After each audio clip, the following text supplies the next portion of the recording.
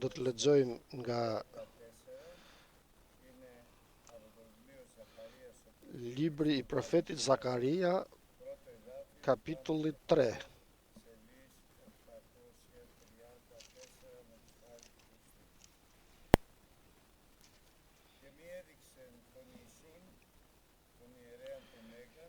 Libri i profetit Zakaria, kapitulli 3 nga fillimi. Pastaj më bëri të shoh kryepriftin Jozeu, që qëndronte drejt përpara engjullit të Zotit, dhe Satanaj që rrinte në të djathën e tij për ta akuzuar. Zoti tha Satanit: "Të qortoft ashpër Zoti, o Satan, po Zoti që ka zgjedhur Jeruzalemin të qortoft ashpër. A nuk është vallë ky një urë zjarri e shkëputur nga zjarri?" Jozeu ishte veshur me rroba të papastra dhe qëndronte drejt përpara engjullit, i cili nisu t'u thot atyre që ishin përpara tij: "Ja hiqni nga trupi ato rroba të papastra." Pastaj i tha atij: "Shiko, kam zhdukur prej teje paullsinë tënde dhe do të bëj të veshësh rroba të shkëlqyera." Unë pra thash: "Le të vënë mbi kokën e tij një qalm të pastër." Kështu ata i vunë mbi kokë një qalm të pastër dhe vunë të vesh rroba, ndërsa engjulli i Zotit ishte i pranishëm aty.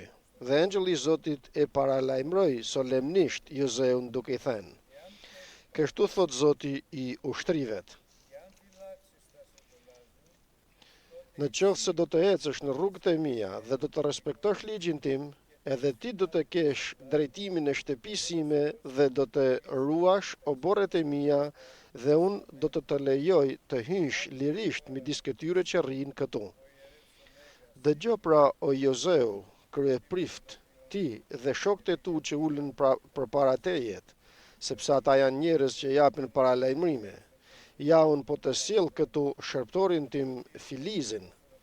Ja, guri që kam vënë përpara Jozeut, mbi këtë gur të vetëm ka shumë sy.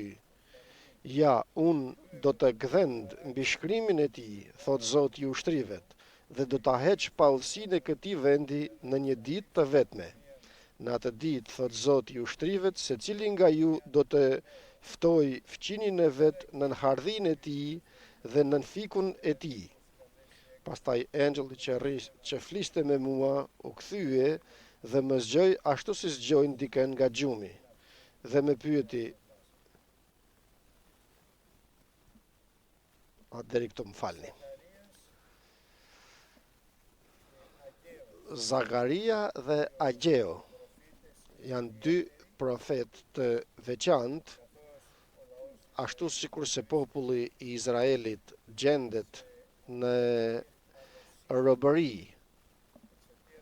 Në robëri gjenden për shkak të mëkateve të tyre, për shkak të mëkateve të tyre, sikur se kishte profetizuar Jeremia. Dhe pas 70 vjetësh, Perëndia do të sjellë në pendes popullin e Izraelit, do të kërkojnë Zotin.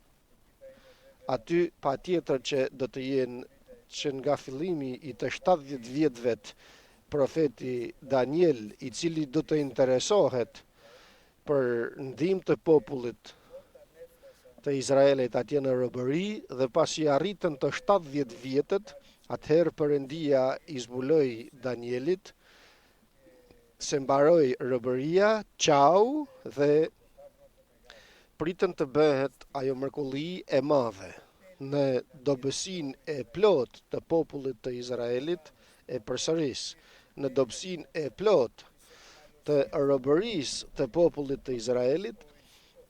Perëndia kishte profetizuar me profetin Isaia për një mbret, për Kirin, birin e Darit, mbreti Medëve dhe i Persëve, se atë Perëndia kishte zgjedhur atë mbret, pra Kirin, për të çliruar popullin e Izraelit nga robëria e Babilonasve. Dhe mundësisht kishte profetizuar se do të ndërtojnë themelet e tempullit, por nuk do ta mbarojnë. Dhe kështu me të vërtet u çlirua populli i Izraelit plotësisht nga robëria ku ishin, pas 70 vjetësh, me fjalën profetike të profetit Jeremia, dhe rezultati ishte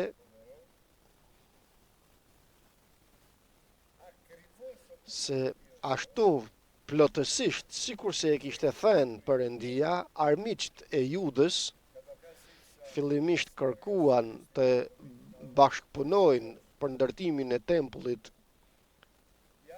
dhe sigurisht princat e popullit të Izraelit, do më thënë Jozeu, biri Jehocadokut, prift dhe kryeprifti i asaj kohet, dhe Zorobabeli, që ishte qeveritar, nuk e pranuan bashkëpunimin që të vinë dhe armiqtë e Judës të ndërtojnë së bashku tempullin, sepse është e shkruar që të mos futen në një zgjedhje me jo besimtarët dhe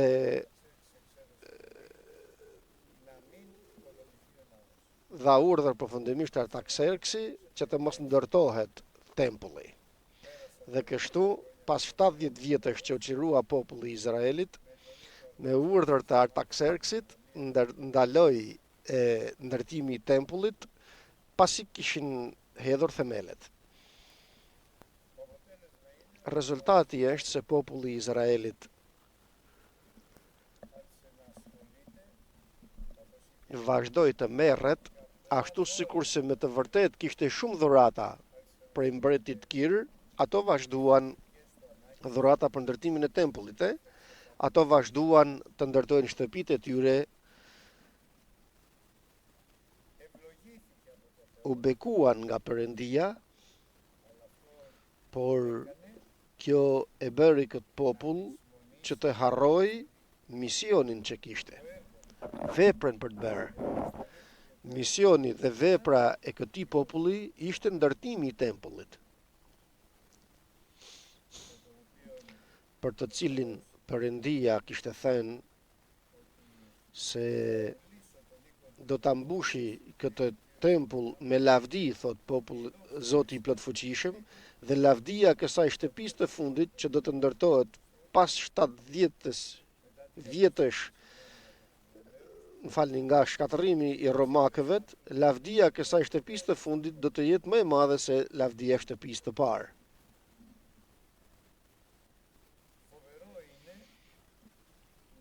Gjë e madhe është që njeriu të harroj misionin e tij, veprën e tij, të harrohet, të harroj nga shijimet e tija personale. Për këtë arsye Perëndia dërgoi profetin Ageo, 2 profet përdori, Ageon dhe Zakarian, dhe 2 princa, Jozeun birin e Jehocadokut dhe Zorobabelin. Dërgoi Ageun dhe ju thot Ageo, mirë ju, a nuk e kuptoni? Nuk kuptoni se ndërtuat me bekimin dhe mendimin e Perëndisë shtëpitë tuaja të ndritshme, por tani gjërat vazhdojnë dhe vështirësohen në jetën tuaj. Mbillni dhe nuk korrni. Hani dhe nuk ngopeni. Pini dhe nuk kënaqeni. Visheni dhe nuk ngroheni. Ai që merr pagën e tij e fut në një xhep të shpuar. Nuk e keni kuptuar se Perëndia largoi për jush bekimin tuaj? Nuk kuptuat asgjë, nuk kërkoni, nuk pyetni Zotin për të mësuar se për çfarë arsye Perëndia tani më nuk është me ty, me ju. Ku është gjë e madhe kjo, vëllezër dhe motra të dashur, ky mesazh. Të kuptosh se tani më Perëndia nuk është me ty. Dhe të mos pyesish, por Perëndia e dërgoi Ageon, ju dërgoi mesazhin, dëgjuan, u penduan dhe vazhduan të ndërtojnë shtëpinë, pra tempullin e Perëndisë që e mbaruan për 4 vjet. Por përveç botës fizike që shihni, ekziston edhe bota frymërore, të cilën njerëzit nuk e shohin, nuk e dallojnë dot.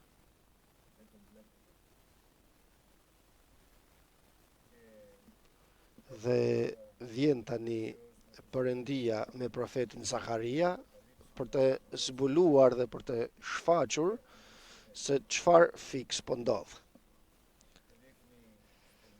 Dhe i tregon profetit Zakaria një engjëll që të qëndroi përpara Jozeut, birit të Jehocadokut, dhe pranë tij të qëndroi edhe djalli për të penguar dhe për të kundërshtuar veprën e Perëndisë. Dhe kjo është puna e tij. Të pengoj dhe të kundërshtoj në veprën e Perëndisë. Por tani me populli i Izraelit është penduar, ka vazhduar të ndërtoj tempullin, dhe tani të gjitha ndryshojnë për bekim. Dhe thot Zoti, i thot djallit, Zoti të qortoft, sepse ai e zgjodhi Jeruzalemin dhe jo vetëm, por ai zgjodhi edhe Jozeun, birin e Jehocadokut, i cili është një ur zjarri e shkëputur prej zjarrit, sikurse jemi të gjithë ne. Pra ekziston një zjarr që djeg dhe vjen një dorë dhe nxjerr një dru dhe e liron, dhe sot e vendos Krishti në kishën e tij. Të gjithë jemi ura zjarrit të shkëputur nga ferri i zjarrit. Të gjithë jemi një urë zjarrit të shkëputur. Dhe jo vetëm kjo, por edhe shef Zakaria se Jozeu është i veshur me rroba të njollosura, për shkak se ka harruar veprën e tij dhe misionin e tij, dhe tani më merret me ndërtimet e shtëpive të tyre, por edhe me jetën e tyre që ta kalojnë sa më mirë. Por Perëndia ka plane të mira. Këshilla të mira ka Perëndia për gjithë secilin prej nesh që jemi ura të shkëputura nga zjarri. Pra, ka plane të mira. Bekim ka para përgatitur.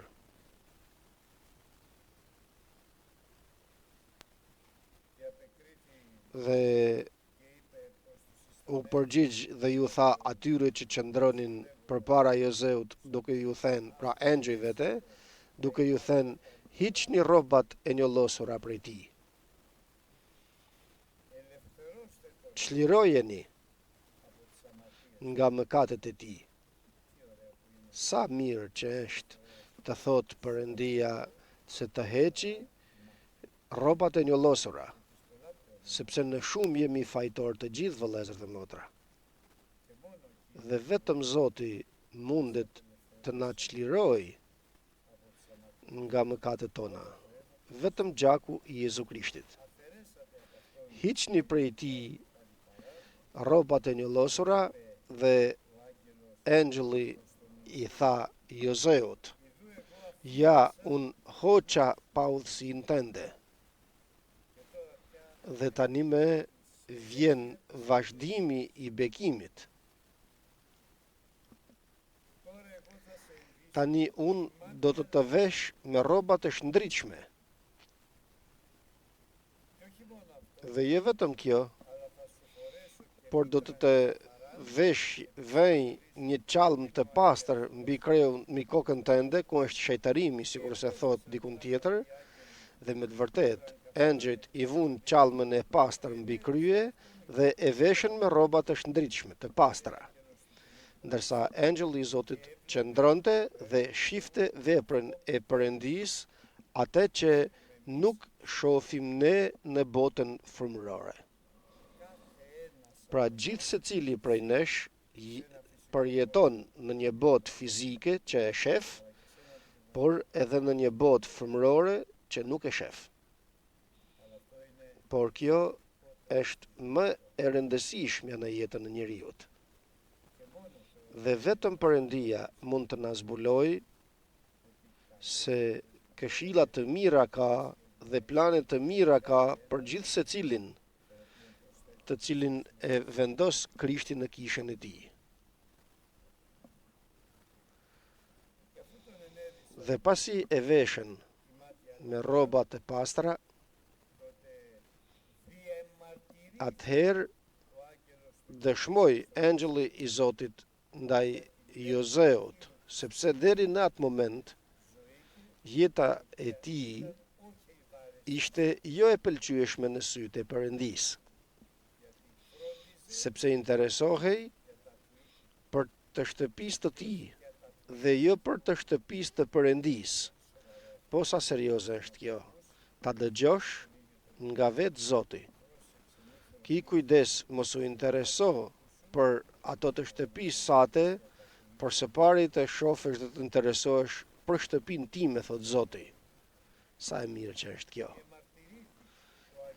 U ankua për këtë engjëlli i Zotit dhe vazhdon tani për ta këshilluar dhe për t'i vënë kushtet e bekimit që po vinte. Kështu thot Zoti i ushtrivet.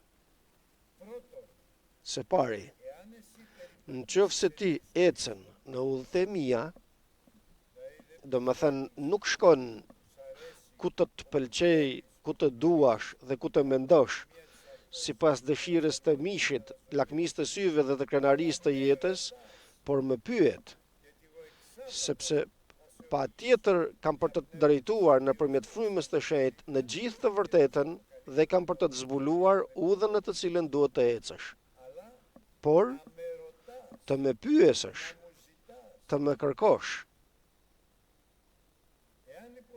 Në qoftë se ti ecën në udhët e mia, dhe kujdes këto, jo në udhën time, por në udhët e mia, sepse shumë janë udhët e Zotit që hapin përpara njeriut të ecin në gjurmët e Krishtit. Gjurmët e Krishtit nuk është një rrugë. Janë shumë veprat që i beson Perëndia njeriut për të punuar dhe shërbyer në ta. E dyta, nëse i ruan dhe i zbaton të gjitha urdhërimet e mia, pra nëse ecën në të gjitha udhët që unë kam për të të mësuar, kam për të të zbuluar, dhe në qoftë se ruan gjithë urdhërimet e mia, atëherë ti, Jezus, biri i Jehoçadokut, do të gjykosh popullin tim. Çfarë do të thotë të gjykosh? Do të thotë ta qeverisësh.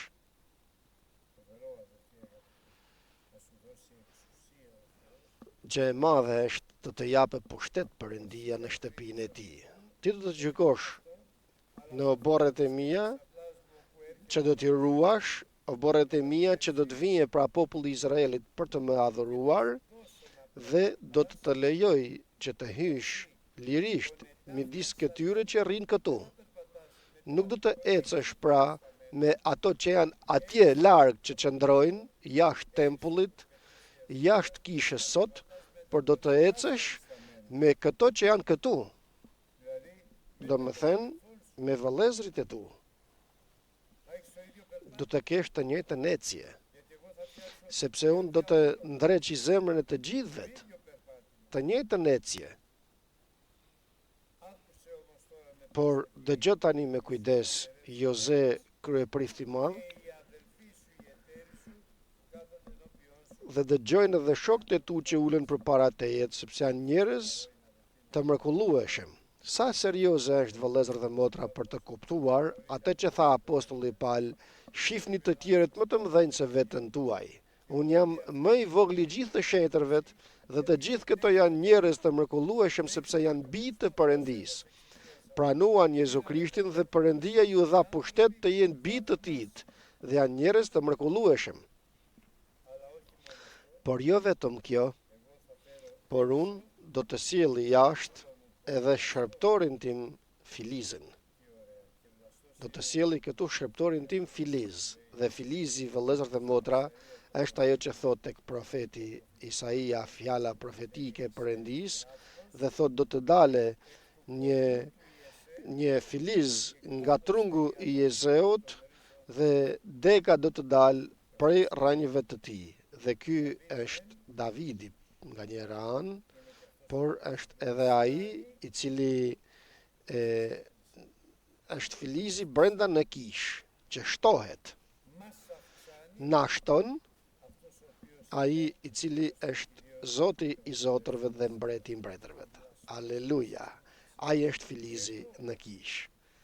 Unë do të sjelli jashtë shërptorin tim filizin. Do të sjelli këtu filizin. Guri që kam vënë përpara Jozeut mbi këtë gur ka vetëm 7 sy. Ja, unë do të gdhen bishkrimin e tij, thot Zoti i ushtrivet. Pra sytë e Perëndis kërkojnë të gjejnë një njeri që të ketë një zemër të përsosur që të shpresojë në Zotin dhe një shpirt të gatshëm për të bërë vullnetin e Perëndis, në mënyrë që t'i jap frymën time të shenjtë me të 7 karakteristikat. Do më thënë, frymë diturie për të predikuar, frymë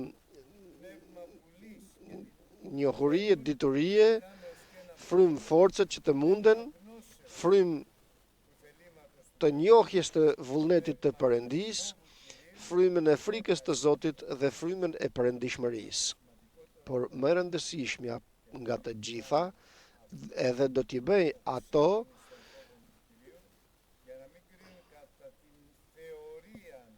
që të mos gjikojnë sipas teorisë të tyre dhe as të kontrollojnë sipas atyre që dëgjojnë me veshjet e tyre, por të gjikojnë me drejtësi dhe me drejtësi të mbrojnë vëllezërit e tyre dhe mundësisht duke parë të tjerët më të mëdhenj se veten e tyre. Dhe ja, unë do të gdhend mbi këtë gur, mbi shkrimin e tij. Do të gdhen mbi shkrimin e tij, do ta heq paudhësinë e këtij vendi në një ditë të vetme. Dhe cila është kjo ditë? Në atë ditë, thot, do të jetë një burim i hapur në shtëpinë e Davidit për të gjithë banorët e Jeruzalemit. Pra ekziston një ditë që vën Zoti një burim të hapur për të pastruar Jeruzalemin nga mëkati dhe nga pastërtia dhe të shkatërroj paudhësitë e idhujve, që të heq profetët e rrem dhe mësuesit e rrem në mënyrë që në kishën e Zotit të ekzistojë vetëm e vërteta e Ungjillit. Falenderojmë Perëndin për të gjitha. Vetëm e vërteta e Ungjillit. Dhe atëherë, në atë ditë, ku do të vijë shejtarimi në jetën time, më falni për jetën time, nuk dua ta them për timen, por dua ta them për jetën tonë të gjithëve personalisht, të familjes time, të familjeve tona, në kish, do të vijë dita që Perëndia do të bëjë gjëra të reja. Tani pyetja është se a e beson se Perëndia do të bëjë gjëra të reja tek të gjithë në atë ditë të përcaktuar, që do të vejë një burim të hapur dhe do të derdhë frymën e hirit dhe të mëshirës në gjithë secilin prej nesh, dhe do të japë shumë fryt të mirë dhe fryt të qëndrueshëm. Gruan, burrin, fëmijët, të gjithë do të jenë në shejtërim. Prindërit, vjehrit, sa mirë që është, vëllezër dhe motra të dashur, kur ta përjetosh këtë dhe ta shijosh. Dhe shef Zotin të veproj për shpëtimin e të gjithë njerëzve të tu. Shef fëmijët e tu të mos mungojnë kurrë nga kisha. Shef familjen tënde të jetë plot me frymë të shenjtë. Fëmijët e tu, niprit dhe mbesat, pasardhësit e tu, plot me frymë diturijet dhe mençurijet. Shef të afërmit e tu, farefisin tënd, vëllezërit dhe motrat e tua, të shëndërohen dhe të gjithë të bëhen bi të bekuar të Perëndis. E falenderojmë Zotin për të gjitha. Por të dashur vëllezër dhe motra, duhet që ta besojmë këtë.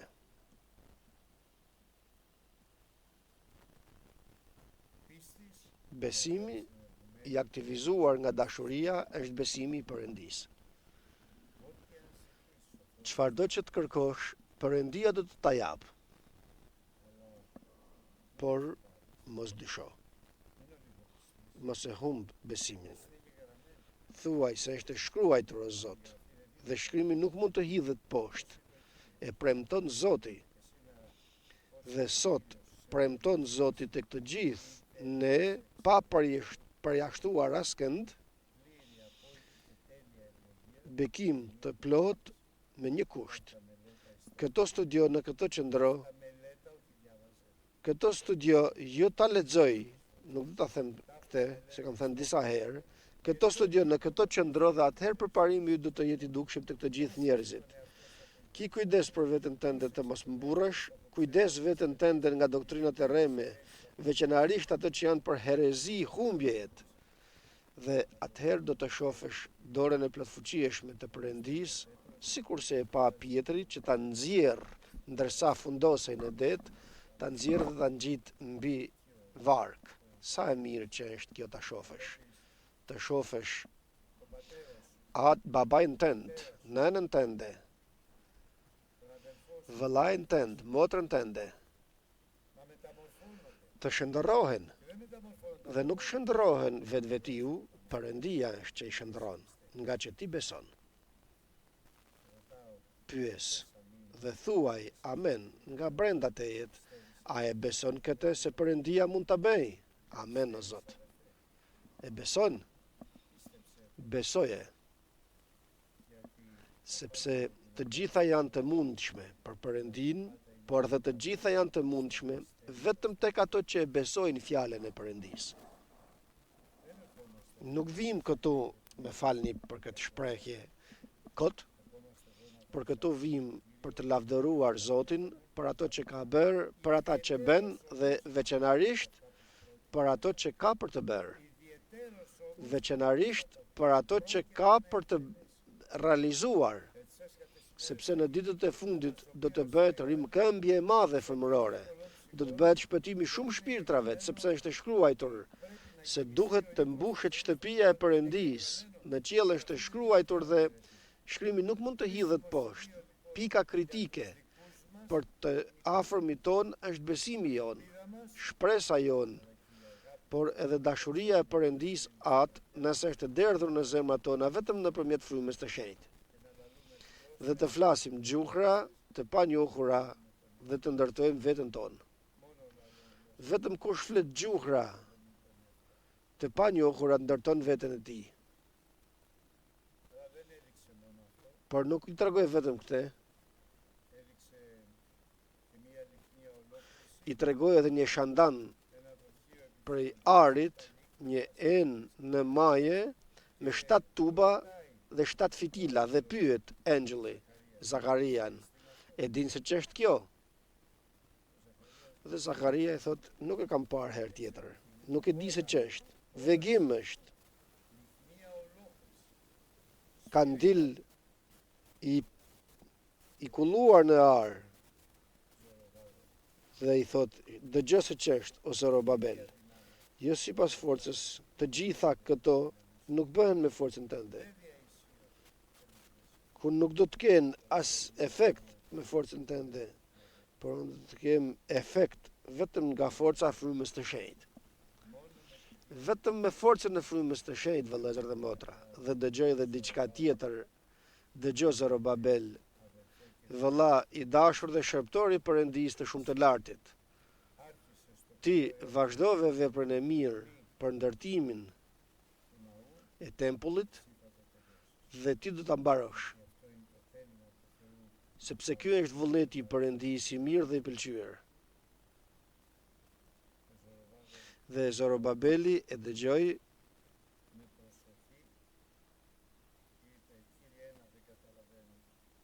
dhe tha, o Zoti im, nuk kuptoj se cilat janë këto dy dru ulliri nga të cilat del dhe mbushet plot e gjithë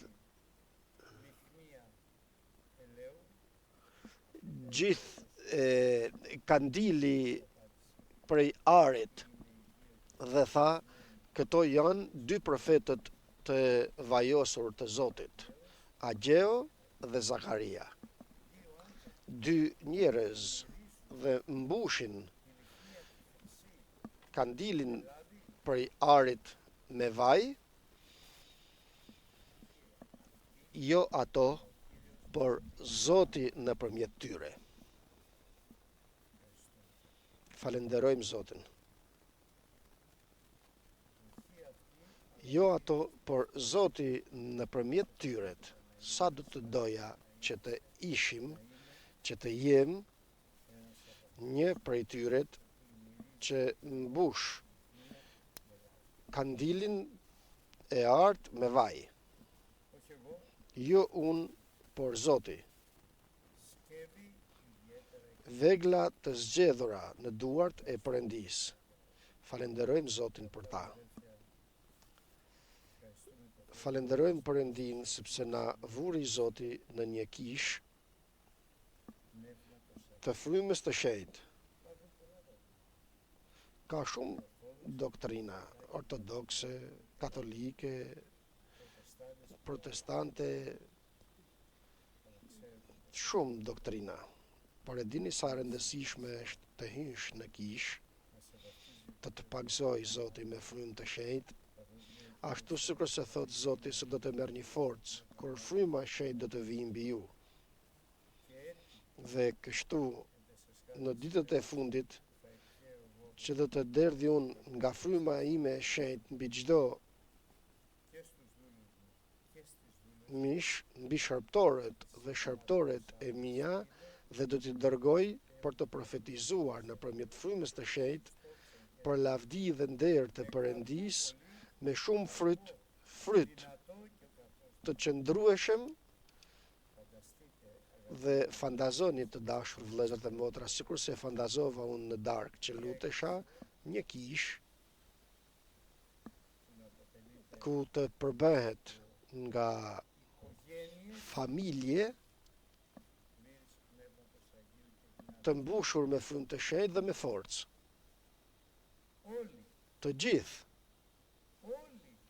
Të gjithë pa përjashtuar askënd. Bëhet kjo, mund të bëhet. Përgjigja është patjetër. Nëse beson. Beso ti dhe do të shpëtohesh ti dhe familja jote. Amen.